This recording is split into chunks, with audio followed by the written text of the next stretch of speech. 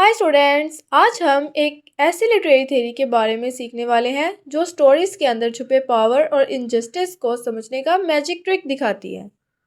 Imagine करें ज़रा कि एक स्टोरी में एक अमीर लैंडलॉर्ड है और एक गरीब मजदूर है। अगर हम सिर्फ स्टोरी पढ़ेंगे तो बस मजदूर की स्ट्रगल समझ आएगी, लेकिन अगर हम मार्क्सिज्म के लेंस से हम ये भी समझ सकते हैं कि कौन कंट्रोल कर रहा है उस स्टोरी में, कौन अप्रेस्ड कर रहा है और सोसाइटी के रूल्स कैसे लिटरेचर को शेप करते हैं। और ये थ्योरी सिर्फ नॉवेल्स के लिए नहीं, हर स्टोरी, प्ले और पोएम के अंदर हिडन क्लास स्ट्रगल और इनइक्वालिटी को समझने में मदद करती है। तो अगर आप चाहते हो कि एग्ज़ाम के लिए भी रेडी हो जाओ और लिटरेचर को डीपली समझो, तो ये वीडियो आपके लिए गेम चेंजर होने वाली है। Marxism shows how power and wealth shape literature। बस यही है पहला आइडिया कि लिटरेचर सिर्फ कहानी नहीं है बल्कि सोसाइटी और क्लास स्ट्रगल का रिफ्लेक्शन है। आप रेडी हो जाएं, आगे हम और एग्जांपल्स के साथ स्टेप बाय स्टेप समझेंगे। अब हम देखते हैं कि मार्क्सिज्म का बैकग्राउंड और पर्पस। अब यहाँ देखें, हमारे विजुअल में कार्ल मार्क्स खड़े हैं और उनके सामने एक रिच कैपिटलिस्ट है और हार्ड वर्किंग वर्कर्स हैं। कार्ल मार्क्स जो एक फिलोसोफर और इकोनॉमिस्ट थे, इन्होंने देखा कि कैपिटलिस्ट सिस्टम में वर्कर्स एक्सप्लॉइटेड होते हैं और सिर्फ रिच का फ़ायदा होता है। अब एग्जांपल के लिए आप सोचो कि एक फैक्ट्री है जहां मजदूर दिन भर मेहनत करते हैं, लेकिन मालिक सिर्फ प्रॉफिट कमाता है और वर्कर्स की ज़िंदगी टफ है। मार्क्स ने ये सोचा कि ये सिस्टम अनफेयर है और लिटरेचर हमें इस इनजस्टिस को समझने में हेल्प कर सकता है, और इसीलिए मार्क्सिज्म डेवलप हुई।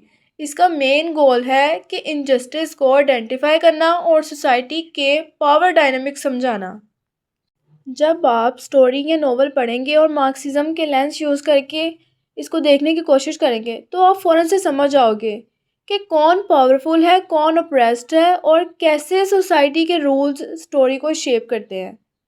अब मेन गोल है आइडेंटिफाई करना इनजस्टिस को, to identify and challenge injustice in society. अब हम मार्क्सिज्म के की कॉन्सेप्ट्स को समझेंगे। यहाँ हमारे विजुअल्स में एक टेबल है जिसमें 10 इंपॉर्टेंट वर्ड्स दिए गए हैं।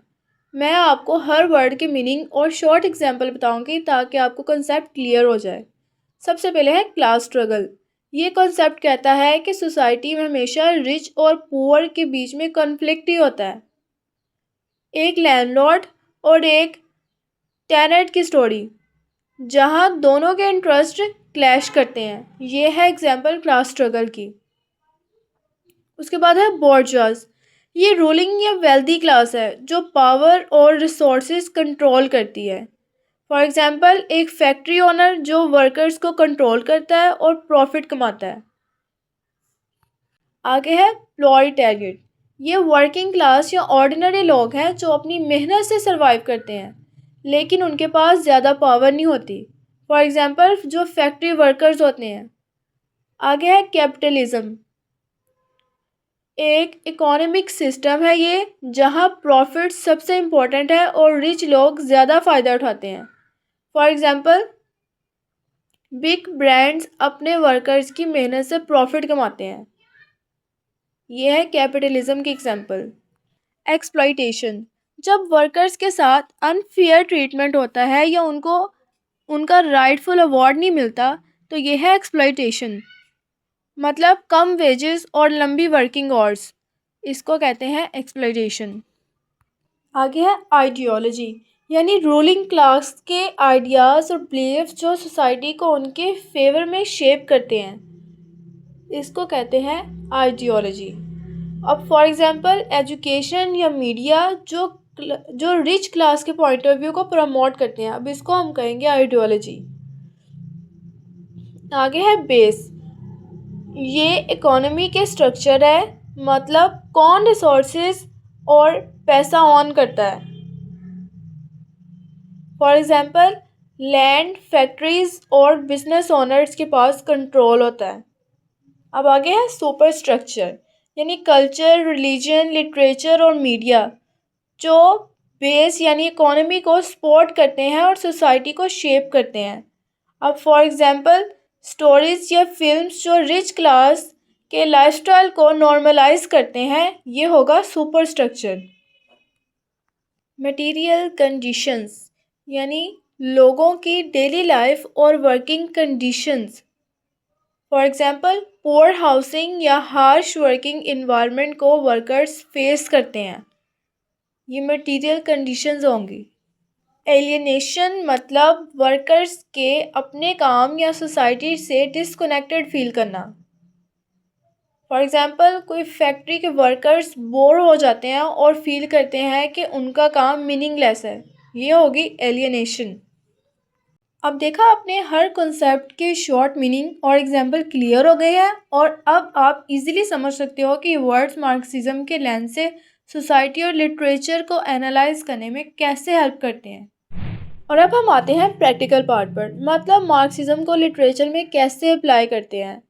अब सोचिए कि एक स्टोरी या नोवेल आप पढ़ रहे हैं, यहाँ मार्क्सिस्ट क्रिटिक एक सिंपल मेथड फॉलो करता है। कौन सा? कि आपने देखना है कि स्टोरी में कौन पावरफुल है, कौन ऑप्रेस्ड है, कौन डोमिनेंट क्लास है, और कैसे इकोनॉमी और सोसाइटी स्टोरी को शेप करते हैं। इन चीज़ों को आपने टेक्स्ट में देखना है।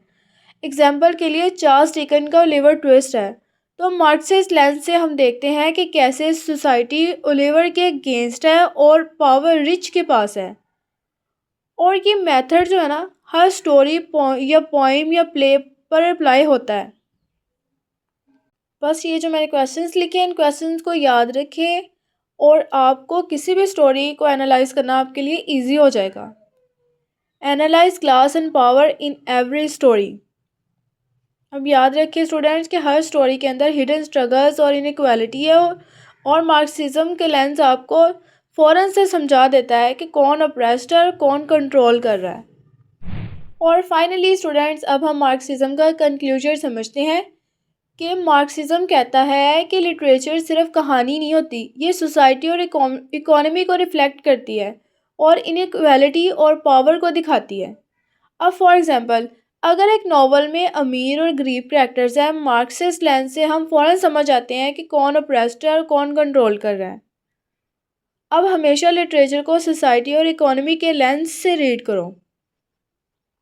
सोचें कि हर स्टोरी के अंदर हिडन स्ट्रगल्स है और इनइक्वालिटीज़ है। मार्क्सिज्म का लेंस आपको ये सब इजीली आइडेंटिफाई करने में हेल्प करता है। और याद रखिए कि मार्क्सिज्म सिर्फ थ्योरी नहीं है, ये एक लेंस है जो आपको स्टोरीज़ को लॉजिकली और क्रिटिकली दिखा सकती है। तो अगर आप ये स्टेप्स और कंसेप्ट्स फॉलो करेंगे तो ना सिर्फ एग्जाम में आपके मार्क्स आएंगे, बल्कि स्टोरीज़ को समझने का मज़ा भी डबल हो जाएगा। तो अगर आपको ये वीडियो पसंद आई हो तो लाइक शेयर सब्सक्राइब ज़रूर कीजिएगा और कमेंट्स करके मुझे ज़रूर बताएगा कि आपको ये वीडियो कैसी लगी।